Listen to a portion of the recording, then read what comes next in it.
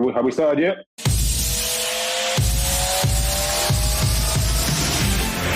I just heard that Myerscough is just about winning. We're a winning program, and that's what we want to do. We want to win, no matter what it takes. So our mindset is we need to get after them straight away. We're aiming to be a championship team. We're aiming to be the very top. This isn't now about us participating. This is about us winning. Get used to winning, guys. Myerscough 3, 1, 2, 3. Myerscough! Yeah!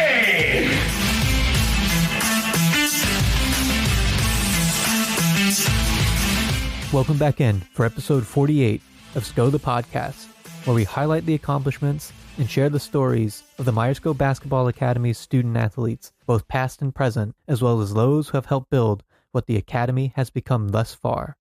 However you are listening and however you found us, whether it's your first time tuning in or if you've been with us since the start, thank you for making us a small part of your day. I'm your host, Alan Gunn, and this week I'll be joined by Myerscough alum Travis Edwards. Travis is one part of the Square Sesh Reloaded podcast. He'll talk about the origins of the Square Sesh, which started during his time at Myerscough, and how it has evolved since then. He will also talk about his transition to life after the academy, something everyone will do, and how to be prepared for it. Let's get over to Travis. This is a battle. You have to be ready to battle. Let's go. 40 minutes. That's it. Let's go. That's it. Let's go. Hey, let's go. Myerscough 3, 1, 2, 3. Myerscough. Pleased to be joined by Mr. Travis Edwards. Travis, it has been, I don't know how long. I mean, a long time. But again, it's a pleasure to have you on. Thanks for having me, man. Pleasure to be here. I mean, It's been a hell of a long time. But I mean, obviously, we'll get into everything. But just what have you been up to recently? What's life been treating you as? Life been good, man. Just trying to find my way, find myself, find like things that interest me. Still playing. Currently finishing up university. Have one more year left. So yeah, things are on the up, man. Back with the brand SS Reloaded. Back going at a steady pace. So yeah, things are going up right now. It's good. I mean, you're someone that always seemed to want to have a lot of things on your plate. What is it about being busy for you that is something that you really want to thrive in terms of just having things to do? I feel like if you're a busy man, you're a successful man. So I feel like that's something that, like, I think I'd say I got it from my mum. When I was young, I always see my mum, like, she would be busy. She'd go to work, come back. She's cooking for maybe other people, family members. Part of me cooking for the rest of my family and stuff. So I feel like it starts from there. And also, I feel like I'm a very intense person. When I do something, I like to really follow it through and really be good at things. Like I hate feeling mediocre at things. So I really push to be the best I can at. So I'd say that's probably why I like to have a lot on my plate. And just sure. What do you have on your plate currently? Obviously, we'll talk about, SS Reloaded and everything, but what do you currently have going? Right now, quite a lot, fortunately. So right now, I have my own team for the Hoop 6 Pro coming up. So that's currently happening. Going to be managing that team. Still playing myself, still working out. So currently I play at the University of East London with the Bucks Premier team there. Also still playing NBL, played Division 1 and Division 2 this year. So playing for 2 different teams at the moment. SS Reloaded obviously still got the brand going, trying to make the brand go into a lot of different fields. I'm going to start doing some events as well. So yeah, got quite a lot going on in that aspect, but yeah. Yeah, talk about the Hoop 6 Pro-Am coming up, because obviously I believe it's back soon. I mean, when this podcast comes out, it'll be pretty I think it's this weekend, isn't it? Yep, 2 days. So when you guys see this, the first game will be out of the way for sure. So yeah, the main thing with the Pro-Am, just talk to me about it. Talk to me about your team, who you're bringing in, who you like. Obviously you got the London boys down there. So, talk to me, who's on the roster this year? Yes, sir. This year we've got a pretty diverse roster because some of the guys are busy. So, Ade, who's a friend of, he's a ranked member. He currently plays basketball out in California at UC Davis, which is a Division 1 school, but he won't be back for the Pro-Am. So we're missing him from last year. We're missing Bradley, unfortunately. Bradley's not going to be around. But we still have Sam Akano. Sam's still playing. Our friend John Manning from Barking Abbey also, he's still playing. We have Brendan Tachoya, who goes to Laramie. We have Obi Agu, who played at Barking Abbey, professional right now. We have AJ Roberts, NBL, pretty much an NBL legend. We have Nathaniel Powell, played at Barking Abbey, currently playing in America also. We have Giovanni Fraser. He's an American-based big who came to UEL as an import this year, but he's staying around for the summer, so he'll be playing with us. And we have a few maybes, and the maybes are some bigger names, but we'll see what happens on Sunday, man. The maybes are in contact with me, but I don't want to give it just yet. But when you guys know, I'll know too. So we go from there, really. But I think we have a solid team. I think we can win it all for sure. Last year we got to the semi-final, so I think we can get to the end for sure. Yeah, how much of, with Myerscough and the stuff that you went through at Myerscough in terms of like the coaching and, the performance, how much of that kind of factored into you getting more into like the management side of things of like teams? And is that something you want to pursue long term? Is that something that I mean, obviously with the Pro-Am, you're getting experience doing that, putting together a team, getting a team out on the floor. Is that something that Yeah. you want to, dive more into and, down the road? Um, I feel like it's something I would like to dive into, but not something that would be my main, career path, because I feel like it's something that I could definitely add to my resume, or add to my palette of skills and stuff. It's something that interests me. I've always liked being in control. You like your word being the final word because you're organizing things, and yeah, it's a good feeling for sure, especially when you're respectful and everyone listens to what you're saying, and everyone's working together for a common end goal. Yeah, I like that kind of feeling. So I think it's something that I'll definitely look into for sure. Yeah. Talk to me about the London basketball scene. You know, that's something that you're a part of. A lot of your friends that came to Myerscough uh were from the London area. Just talking Mhm. about the London basketball scene and just how big it is and like how, Uh, community driven it is. it's huge, man. I feel like the network you can grow by really like immersing yourself into the London basketball scene is huge. I feel like that's something that I feel like one, I've been fortunate enough to be like in places where the majority of you could say like the more highlighted or better players from London are in. So the areas spaces I'm putting myself in, but also I think when you go wider network, I feel like when it comes down to coaches, or it could be coaches or chairman of teams or GMs or players in general, I just feel like there's so many teams in London, so many areas, so many different events. You could even say so many scrimmages, open runs.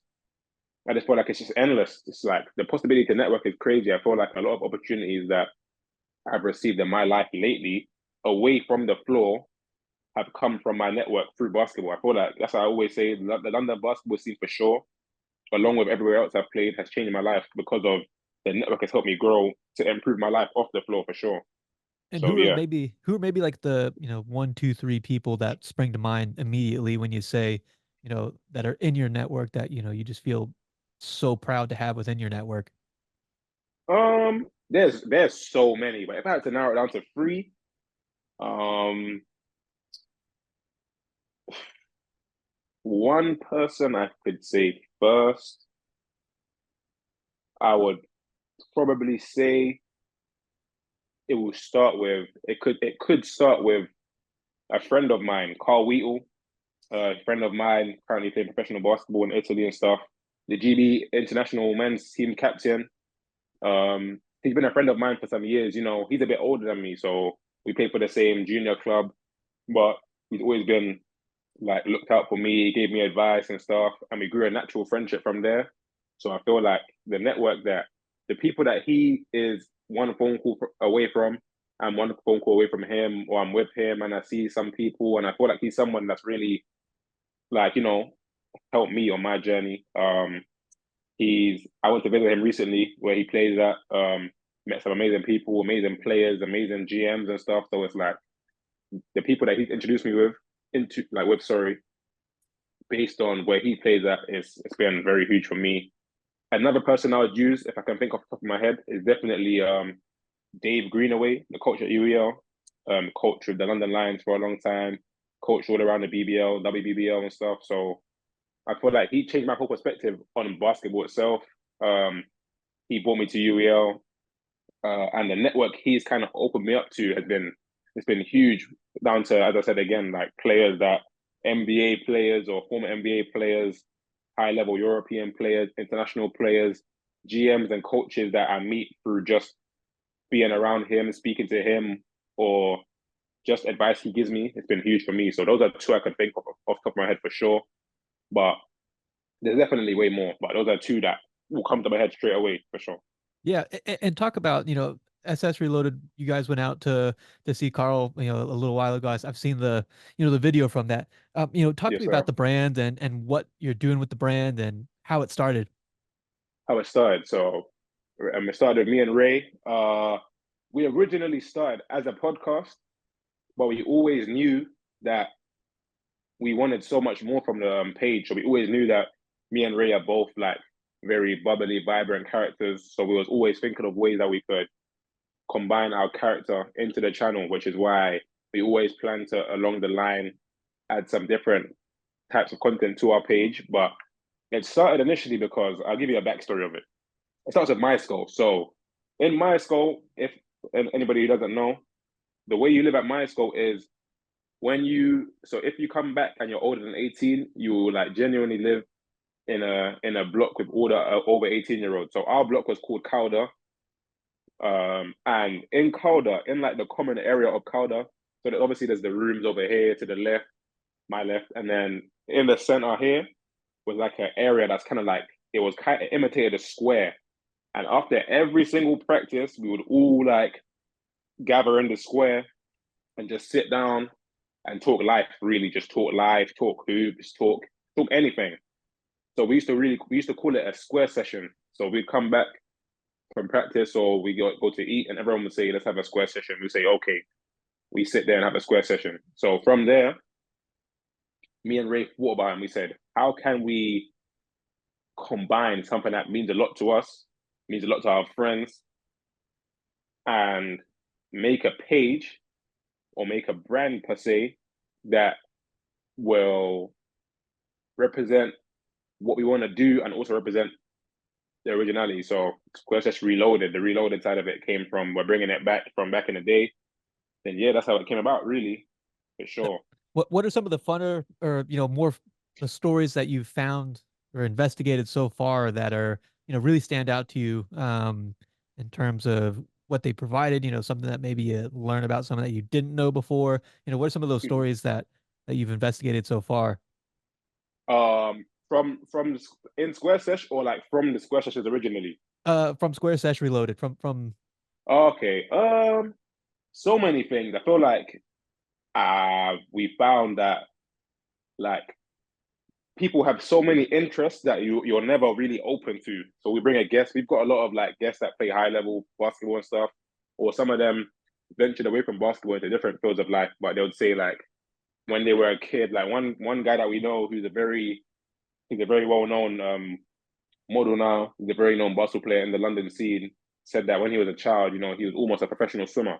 Things like that, like that you never really find out, and the way it comes about, like his mum forcing him down there, pushing him in the pool, kind of thing. Like you're like, yeah, this is your life. So it's like little things like that. We find out like some people were playing basketball like in jeans when they first started, like just little crazy stuff. Like there's little things that you would never imagine. But yeah, I feel like that's the greatness of the show, man. You just get people to come down and be vulnerable to you in a nice setting where we're just bouncing off each other and learning. It's great, man, for sure. and going back to the original Square Sesh, what were the kind of things that you guys were talking about? You're talking, I mean, you say you're talking life, are you talking about the academy? You're trying to think about other things other than the academy, or is it just kind of whatever someone wants to come in and talk about, like they've got the floor and, is there organization to it? Is someone like leading it, or is it just kind of like someone steps up today and they're the one that brings in the topic? Um, it was so organic, man. That's why I loved it. It was so organic. You walk in, and if you know Neil practice, he might end the huddle. Like he might just give you a piece of like information about life or like a quick piece of advice, and it's like it could go over your head if you don't listen. But what we try to do is like we'll sit together and be like, what did Neil mean by that? So everyone will have their opinions bouncing off each other, and like we'll be like, oh, did he mean this? Did he mean that?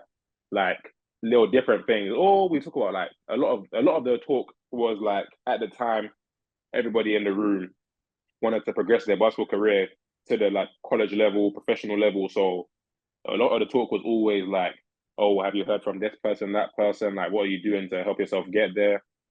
Like it could be anything really. Sometimes we like talk about like people talking about their love life or yeah, man. It was a lot of fun things for sure. I mean, we always all say that we pay a lot to have it back for at least a week, man. We just go back there, stay for a week, and we just live the same life. It was cool. When you get older, you miss it for sure.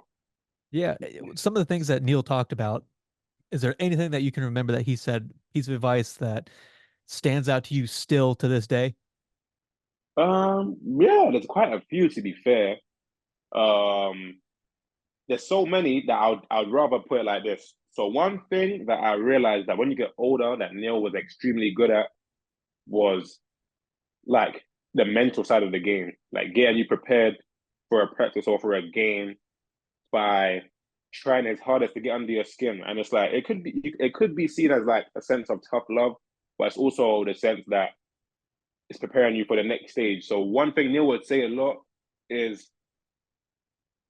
if any of you think you're ready for the next level, you're most certainly not. And it's a sense of course, we're all striving to get there. So him telling you that it's pushing you to want to be better. And when we're younger, when I was younger, I don't really understand it. So you see it as more of a personal attack or you see it as why are you picking on me? Maybe that's how maybe like all of us may have seen it. But it's more a sense of if you want to get there, you have to go through people doubting you. You have to go through people trying to sway your way off your like a way off your course of your goal. But you need to keep going to get there. So I feel like that's one thing that definitely stuck with me. Just always having control of your mental so you can progress forward really. Or if you have a weak mental, there's not you can't get anywhere in the game. So I'd say that for sure. Obviously, everyone at the academy is thinking about a career in basketball, a career, whether it's going to progress into America, progress into professional rank. How much, when you're at the academy, are you thinking about those things? Because obviously, I saw your most recent post, on Square Sesh about life after basketball or life after the academy. How much are you thinking about that when you are at the academy, or are you just thinking, it's going to be basketball. It's going to be basketball. It's not going to be this or that. It's going to be basketball. Like what kind of goes into your thinking when you're at the academy? Um, I know that for me and a lot of the people I was around, my teammates, it was all how do we get to America or get to Europe or get that scholarship or contract. I think for me, that's all it was for my whole junior career, for my whole college career. That's all I thought about really. I feel like if I could go back now, I have the same drive towards wanting to go to America or go to Europe. But I also think, what do I do? How do I structure my life if it doesn't happen for me? I feel like, yeah, at that point it was all basketball. I feel like every day, every single day, man, every day is and I was very like hands-on. So every day I'm emailing coaches, every day even if I'm like trying to cut my own clips of games to put together highlight tapes, I'm very message agents on Facebook. I was very hands-on. So I feel like for me it was that's all I thought about 24/7 really. It was just basketball, basketball, basketball. I didn't really picture anything else at the time for sure. After the academy, you get to go to Italy. What was that experience Yeah. like for you being able to go to Italy, live in a different culture? Obviously Corey Samuels went out there at the same time, Yeah. different team, but what was it like to go out and experience, play somewhere else, and just have that part of your post academy career? It was great, man. It was great. For me, I would say Italy changed my life completely. I feel like the person speaking with you today is like is a product of me going to Italy. I feel like if I didn't go there, I would see life in a way different picture. Down to I feel like it really helped with maybe you can say my confidence as a man and as a basketball player because we all know that Myerscough is one of the best academies in the UK, if not the best in my opinion. Um, so you're around a lot of other great players. So the goal for everybody is to come together to be the best we can be as a team, which is also your goal anywhere. But in Italy, it was my first sense in a long time, and the feeling of, okay, we need you to be your best self every single day, because you look to your left, they brought you here to help us win games. At Myerscough, you look to your left, I've got Mate. You look to my right, I've got Bradley. So it's like, okay, it's fine. They're gonna like we can anybody can have a good day today. In Italy, it felt like more of a sense of a good pressure, to always perform. I'd say that was one thing about that. Also, the culture, it was different, but it was amazing, man. I feel like it really made me humble. You go out there, you see the kids are just happy to have, it was a small town I was in. I was in a small town called Adrano. So the kids are, happy to have, like, they have Android phones out there, no issues. Like, if their shoes are like, like here and like how we live, if someone's shoes are scuffed, they don't want to wear them anymore. They're just appreciative of the very little things. I feel like they're always happy, always bubbly. And I feel like they really embraced me at the time. So I feel like that was very good for me in terms of culture. The food was different as well, but it helped me because I've been a fussy eater all my life. But going out there, like, they made me try little things, like they made me try horse meat and stuff, or like they forced me to try olives. I hate olives, but if you know me, but they made me eat olives. And I was one of the young guys as well, so they used to bring me out of them all the time. After every practice, they want to go out. Sometimes you have to go, even if you're tired, because the whole team's going. It's like just for team morale, you have to be there. But I'll tell you, yeah, Italy for me was amazing, man. Also, I met Corey a few times as well because he played in the same city as me, but not on the same team. So I traveled to watch one of his games. He came to my house one time, stayed for like a 3-4 days. It was cool, man. So definitely enjoyed Italy. Think it changed my life, to be honest with you, for sure. And you mentioned the academy. What about an academy makes it a good academy? Obviously, there's plenty of academies in England. They all have their strengths and, you know, what they do well. For you and Myerscough, what made the match so good that you went there? Obviously, you leave London, so you're transplanting your life in London, to the Northwest, which is a commitment in itself. So for you, what makes a good academy, having gone through the process? That's a good question. I like that question. But for me, I think it all wires down to player management and person management, like, if that makes sense. So I feel like a good academy doesn't base their success per se by winning, meaning winning in England, because in the best way possible, in my personal opinion, I feel like winning in England, the goal is to always win. But I think the main goal should be development, to get kids to reach their goals or to just keep progressing further, because I feel like a lot of academies in England don't attempt to develop the right way. So they bring kids, and a lot of coaches' main goal might tell kids, you're going to come here every single day. I'm going to structure a practice that doesn't really work on how you're going to grow as a player. This practice will enable you to, let's say, for example, some teams I know, I've heard of academies that their coaches just bring them in and make them run every single day, just 3-man weaves or fast break drills every single day, because coaches want to condition players to be as fit as possible to maybe press against other teams all game, win games, and then it gets to the point where the player turns 18 and he hasn't gathered the skills on and off the court to progress to the next level. Which is why I feel like with Myerscough, I feel like we had morning practices with Troy, for example, a lot of the time, where he's like doing skill work before, and then we have S&C with Alex, which was like, I feel like Alex was one of the best S&C coaches I've met up until this day. I've met a few S&C coaches now, and I feel like Alex is still one of the best, very attention to detail based, and I feel like that helps. A lot of academies don't take such pride in that. Also, I would say, also just our practices. Our practices were very competitive and very playing based. So we're doing a lot of playing and like a lot of decision making and problem solving, which I feel is like where you get better when you're playing in an environment with a lot of good people. One thing Neil always told us is that with the talent we have in our gym, practice should always be harder than games, because we're our own best competition. So I feel like that's one thing that helped with Myerscough. Really, I feel like the pool of talent at Myerscough, it separates it really. I feel like you can't really get. There's not many academies that are doing it on the same level really with a 1 through 12 balance of talent. A lot of other academies are top heavy or bottom heavy maybe, but I feel like Myerscough was always a very balanced team. As I look back at the years of the best teams that have been there, it's always very competitive teams that push each other. And you see by the results, I mean, a lot of players are getting to the next level or doing things off the court, which is important. Doing things off the court that are working for them right now. You've got players that have got very good corporate jobs in the corporate world. You've got a lot of professionals. We've got personal trainers. There's so many things, but I feel like Myerscough prepares you for the real world because it enables you to just be away from everything and really lock in on being the best you. So yeah.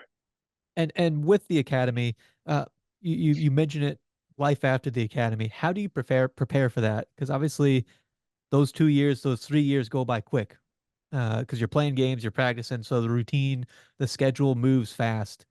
How Mhm. tough and what can you do and what can you tell players that are currently going through the academies? You know, here's what happens, life after the academy. Here's the best way to prepare for it. Uh, Whether you're going to be playing basketball, you're going to be going, like you say, into the corporate world, you're going to be starting your own business. What's kind of the advice that you give those players to prepare for life after the academy? Um, I would say just never be afraid to take risks, man. I feel like that's one thing that I said in my recent video, but one thing I always preach because I feel like for a large portion of my life, I've had so many things that I have a sense of passion for, or I know that if I like find like refine my skills, I'll be good at. But I feel like I was so basketball driven, which is not a bad thing per se, but you have to give yourself the chance to try new things and take risks because it could change your life. Honestly, I mean, you see people that do things that change their life nowadays, and they used to do something else, but it was about taking that risk and just trusting in themselves, trusting their work, and just having belief, manifesting it. So I feel like I would say that's important. Just never be afraid to take risks. Or another thing I would say is make sure you make every single day count. Every single day has to count. If you really want to reach your goals after the academy, you're only young once, and time goes really fast. Like I would say, I've known Alan for a long time now, and the way time has flown, it feels like it's just went by my head. Really, it's been about 7 years since I left my school, 6 years. So it's like, how does that go so quick? But if you start to disrespect time, time will show you that there's no time to wait around, or there's no time to. I'll go to the weight room tomorrow. I'll work out tomorrow. It's people get far when discipline comes before their feelings. I feel like that's one thing that a lot of young guys don't have, and you grow into it. If you can work on that at a young age, by the time you get to my age, 24 years old, and you've done that from when you're 16, the results will be astronomical, really. So I'll say another thing is just not disrespecting time and making every single day count for real. Those are two things that I'll definitely say people should hone in on. And with Squarespace, where Square Sesh Reloaded, and obviously there you've developed a voice. You're a different kind of voice within basketball. For you to be able to be a voice within basketball for other players to, come to your platform and talk about themselves, whether it's about basketball or not. How important has that been for you to develop that and to grow as a person within that? It's been huge for me. I mean, first things first, it's a huge confidence boost. I feel like being confident in yourself is always so important in this life because it gives you the strength to want to keep going, and it kind of puts you in a space of, when you see something that you're doing and you're putting a lot of work into, is working, it makes you want to keep going. So I'd say that's one thing that has helped me with for sure. But secondly, it's just great to be a voice, man. I feel like I the way I'm as a person, a lot of people that are in the basketball scene nowadays may know who I am for different reasons. Could be playing, could be not, and that's fine by me. But what I want to do is be a outlet or a voice of reason to always say I'm going to tell people the truth. I'm never going to fabricate any stories. I'm never going to down talk at anybody. It's going to always be just the authentic truth. And I just want to see everybody do the best they can, man. I know that it's hard out here. I know that so many people have dreams and goals and never reach them because they're afraid to maybe be vulnerable They're afraid to maybe just take that step to be better. I don't want that. I don't want that for anybody. Sorry. Yeah, like I see people that like are from where I'm from or in a position I was in, and they're like taking the next step to the next journey, or they're assessing it, and I just see a lot of people that may need that extra encouragement or word of advice to get to where they need to get to. So I feel like that's something that's important to me. But yeah, as you said, it's just huge to me, man. I feel like getting to a point where I've worked so hard on my game per se, so for people to respect my game enough to listen to what I say about basketball itself, yeah, I feel like it's definitely a great feeling, man. And I only plan to keep going and keep, yeah, just spreading good words for And sure. you've had the chance to play in Italy. You know, you've come back to Britain and you've played in, you know, D1, D2, you've played in Bucks Premier. How difficult is it for you to change goals sometimes? Because I mean, did you want to stay out in Italy? What was kind of your goal after that season in Italy? Um, and how important is it for players to be able to not realize that their goal is being, you know, like they're not reaching their goal, but maybe their goal is just taking them in a different path and Different direct, yeah. yeah, but still within the sport, or you know, it's just maybe taking them in a different direction than they thought, and to, you know, be okay with that and to accept it and to take it like you say, and you know, take that risk. Um, I feel like my initial goal for me was to continue playing professionally after I played Italy. But that's the year that COVID hit. So that kind of just showed to me, that's another thing. It just showed to me how quickly things you love can be taken away from you and it's uncontrollable. I had no control over that. The season ended like almost just before the playoff time. You come back home, nobody's working, you can't go and work out. So I feel like it really made me appreciate just things that I love and I appreciate my time a lot more. My goal was to keep playing professionally after that.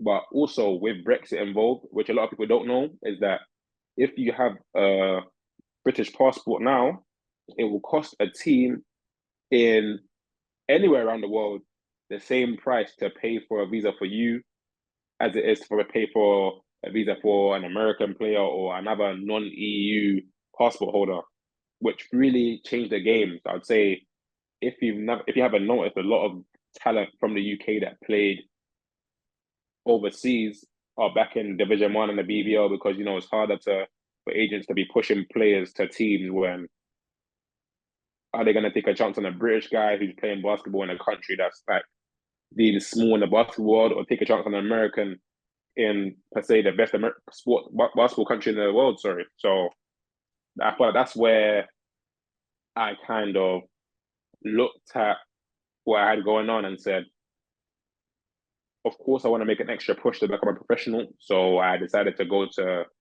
Bradford, which people don't really know like that. I played for Bradford for like a little 2 month stint the year after COVID. Um, so my first year playing Dion was there. I left after a while because I'll give you a fun fact. I wasn't living in Bradford. So that's what I'm trying to say. If you really want something, you really push for it. I was traveling to Bradford like for practices and games up and down on the coach. Like it was one of the toughest patches of my life. But I was so goal driven that not much else mattered really. I would go to work in the morning, 8 a.m., finish at about 1, get on the coach straight to Bradford, maybe stay there with a friend for a few days or so, come back after game day and back the next week. It was a lot going on for me, man. But I was so goal driven, it was crazy. After that, after Bradford is when I decided to return home. When I felt like it got too much and I felt like maybe this doesn't make sense for my journey in my mind, I decided to go to play for the UEL Division 3 team. But this is when I wasn't a student.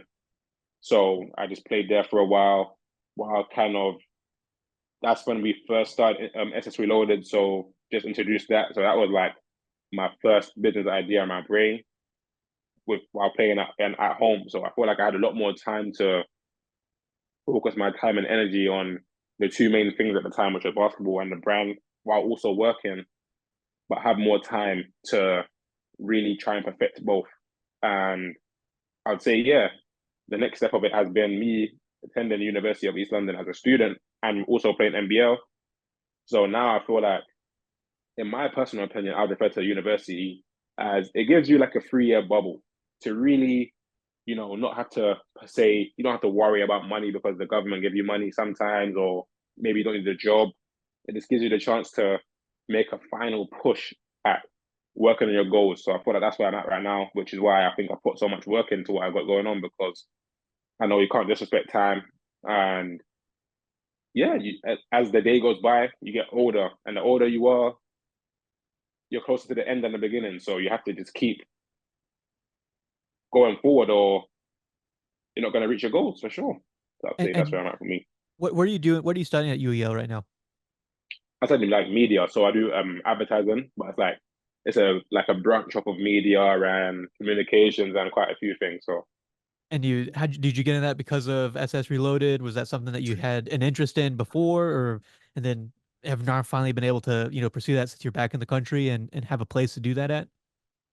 um 50-50. I'll give you a fun fact. So Bradley was in the year above me at uni because he started the year before I did, and he was studying advertising. And I spoke to him about it, and when I asked him about it, he didn't know that I was planning to come, but he would just tell me, "Oh, it's a good course. We do this, we do that." And in the back of my mind, I knew that on this course we learned some valuable things about the field I want to go into in life. So yeah, I'd say it was a bit of both. A bit of one of my best friends is there, so let me go do what he's doing, but also it helps with my life. So yeah, it was a 50-50 decision. So So okay. just building off, Brad, what's your relationship been like with Brad and just kind of, you guys have come from the same area, same time at Myerscough. He was obviously one of the ones and probably in the Square Sesh. What's it been like kind of developing a journey with him? And, I've seen your video with him when you guys go to the Euro Cup, London Lions women's game. So what's it kind of like been, being around him?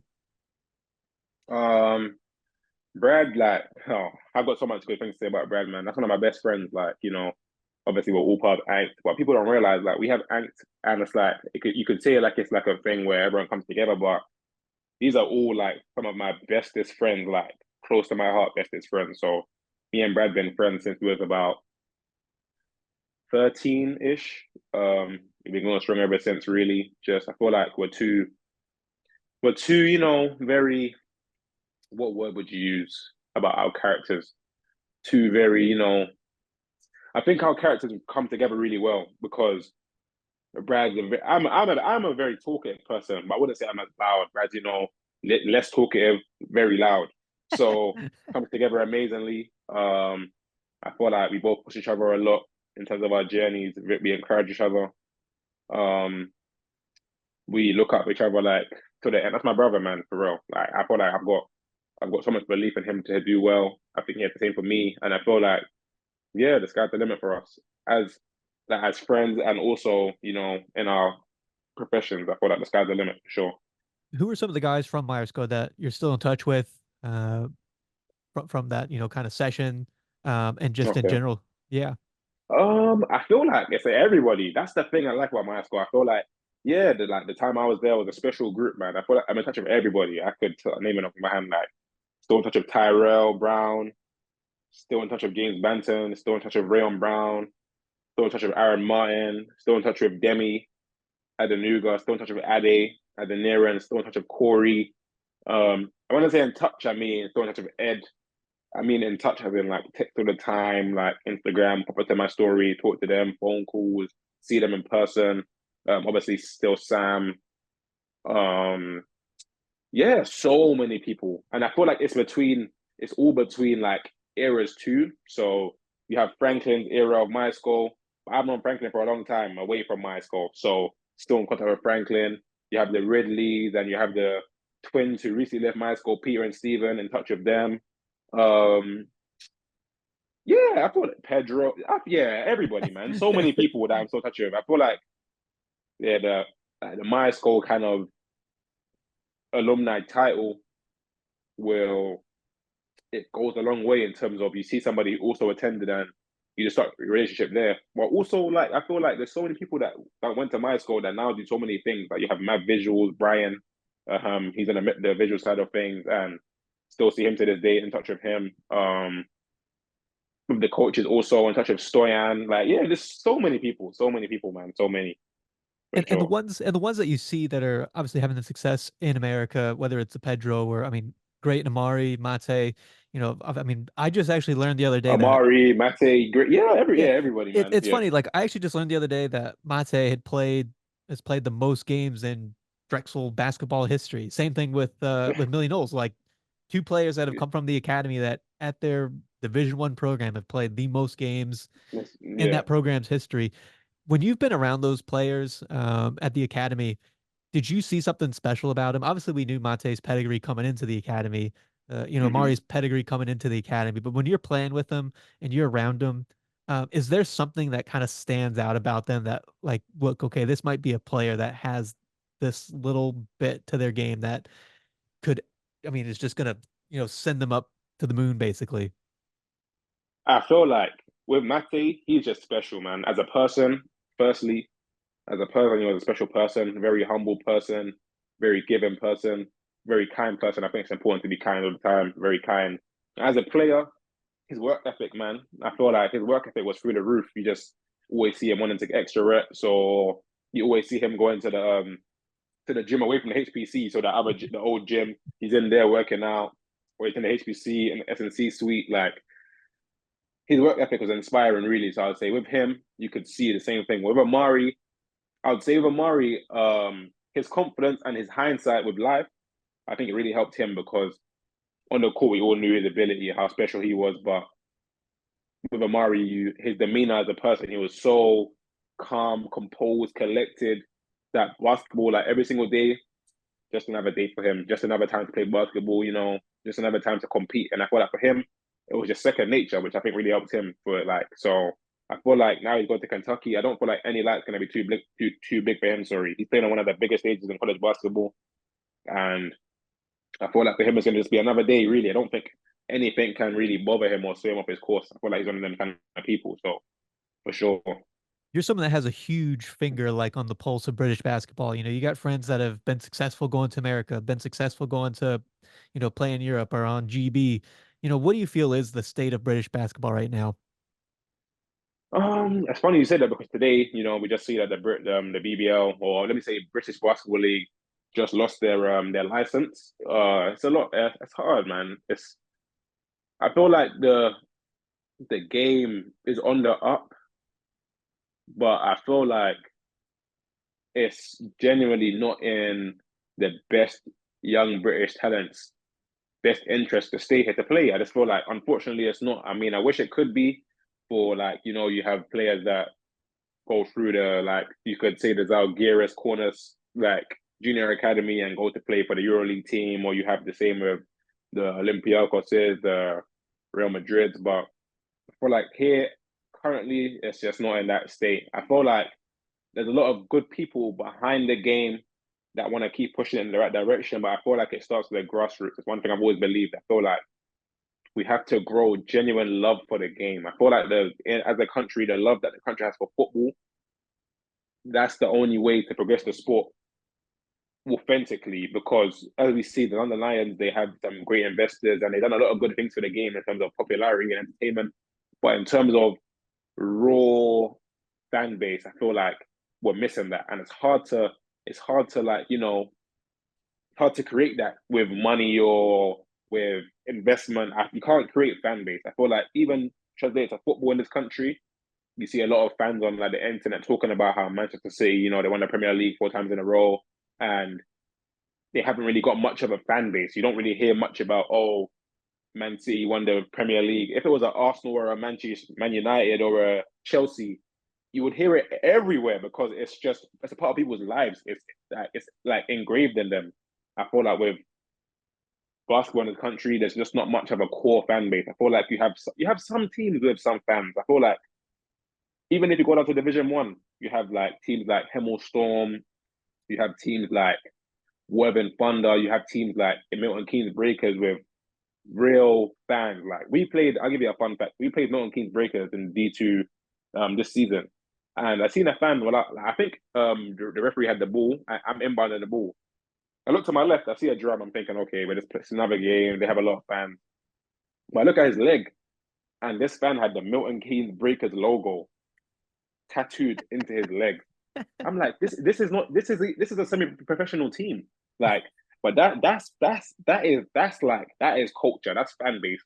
When I've been around the world to watch basketball, many countries, many different levels, teams. And everywhere you go, you see raw sport culture, and I feel like we're missing that. And it's hard to make that by like externally. I feel like that's an internal thing, and it starts, as I said, with the grassroots and just growing the love for the game as a nation. So yeah. Grassroots basketball in London is one of the biggest areas. I mean, you got London, you got Manchester, you got Birmingham. You can kind of go all over. I mean, you got Newcastle, you got Loughborough, Leicester, that area, um, Leeds, Sheffield, these places. London, talk about, grassroots basketball in London and why players from London, whether they go to Myerscough or another academy, will have success.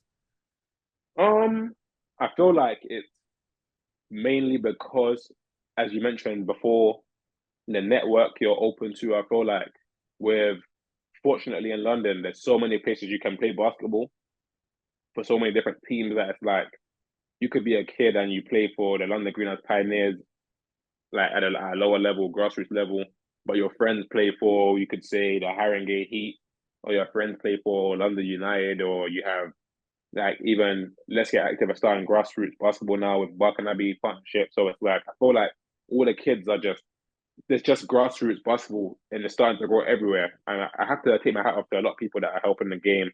A guy called Lewis, Let's Get Active, he's helping it in that sense. He's got a lot of good things going on with grassroots basketball right now. Also, Ade works with him with the kids, so I feel like yeah, they're doing great things. Um, you've got I just feel like yeah, there's so many places, but the only thing I would say that like can kind of be on the other side of that is that outside of London, a lot of teams will have, for example, Manchester Magic, and they will always have the best talent in the Manchester area, more often than not. So I feel like that's where the divide comes. I feel like here there's just so much more basketball, and yeah, I feel like it creates healthy competition really around the country, around the cities, I should say. Sorry. So yeah, it's been good. It's good. And just kind of looking back, what are some of your fondest memories, kind of as a junior, progressing through the ranks to Myerscough? What are some of the memories that stand out to you with your time, at Myerscough? Um, I'll say there's so many, man. I feel like at my school we have going to the final fours, um, winning the cup. Um, like I even say like I'm so big on like feeling now. There's so many days like we had big EABO game days when the HBC's packed and just things like that. Or you have times like under 18 rivalry games against Charmwood, or you play against Derby. There's so many big games, man. I feel like my school there were so many big games. Where I'd say off the court you have like we had little like we'd all play football together in the summer. Moments like that, they were great, man. But if you go back to my junior career, playing for Pioneers, there were so many. I would say I was always on teams that were always like we never really won much when I was growing up. I was always on like lower end. Like my Pioneers team, we didn't get to one Final Fours growing up. So I'd say I feel like a lot of that was also just creating memories of the team and just development. Really, I wouldn't say there was many standout moments in terms of like Final Fours or playoffs or winnable games, but I feel like it was a lot more to do with just my coaches back then were so development based. So I feel like yeah, just it was good. Like I think both experiences leading up to the point I'm at now, yeah, just made me who I am today, and they were fun, And just memorable. kind of, yeah, absolutely. And continuing on, what's next for you? Obviously, you've got 1 year left university. For you, after that, where do you kind of hope to see yourself maybe progressing within the next, 3 to 5 years? Is there a plan that you've got that you're targeting? You're looking to grow, SS Reloaded more? That looking to become something bigger? Are you looking to full time and something? What's kind of down the road for you? You think? I would say what's still like I still know I want like a passion of mine. I still want to become a professional basketball player. So I'd say that's still on the cards. Still playing, still developing, still in contact with people. Just want to get back to playing at a level where I'm playing full time. So I feel like that's on the cards. But in terms of away from that, I feel like I want to do extra on the full time, as you say. Um, just I just want to be happy, man. Just be anything I'm doing for the next 3 years. hopefully it brings me happiness. I know that I'll be doing good things nonetheless, wherever it is, I'll be doing good things. But I would say I have so many goals and so much. I have a position I see myself in, and I don't know how it's gonna happen, but I know it will because I try to take care of business every day. So I know that taking care of business daily will help me get there. So I feel like looking that far ahead is great, but taking care of today is what matters to help me take that step forward tomorrow for sure. And just one last push of SS Reloaded. Where can where can people find it? And what's one last push on it. Okay, so you can find us on Instagram at SSReloaded95.